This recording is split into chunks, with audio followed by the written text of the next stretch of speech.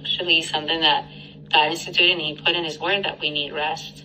So I'm not saying that all the time, but there is a moment of a pause, and I think that's also part of our mental health. And, there's a lot of people that are toxic. We should try to stay away from them. I mean, if we can't avoid them, that's fine. But we need to try the best that we practice mental health by being careful what we're listening to, being careful even what we watch, because the brain doesn't understand the difference between reality and false. And there's a lot of images and videos and things that could look very real, and your mind believes it.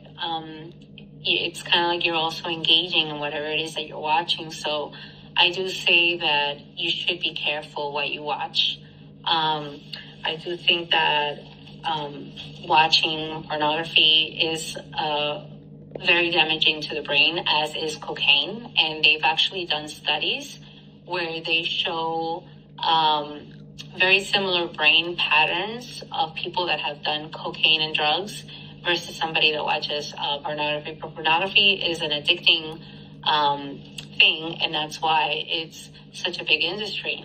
But it's not necessarily what's holy for you to watch, and it's not right for you to consume. And most people will excuse it because they're doing it, but it doesn't necessarily mean that it's right. And also, it's linked to other things where it's been linked to human trafficking, where they're using women to exploit them in that area.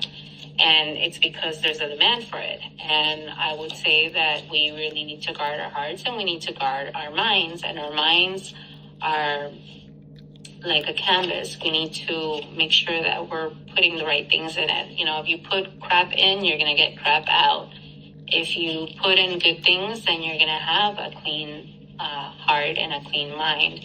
And so we need to be very mindful of what we're actually doing and what we're watching and the books that we're reading, because we are a byproduct of the things that we listen to, the things that we watch, and what we eat.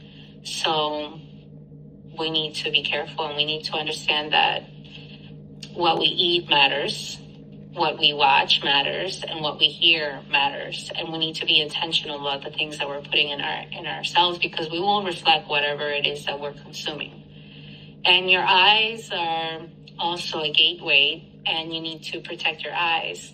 Again, if you're watching the wrong things, you're participating in the wrong things. Your brain doesn't understand the difference between reality and fake. So be careful what you're watching. Take care of your health. Be mindful of that, and stay away from anything that could be close to cocaine, because we know cocaine destroys lives. Drugs destroy lives. Pornography has destroyed many marriages, and it continues to do so. And we need to see it for what it is. It's a drug. It's a drug. We were not designed for that. And people that are specialists in marriages, they say that it's a lot better when a marriage doesn't have that, because it's going to be more pure of a relationship versus the artificial stuff, which could make it more demanding. And then spouses could start looking at our significant other as an object, as opposed to, looking at them with love and respect, going back to the thing about relationships.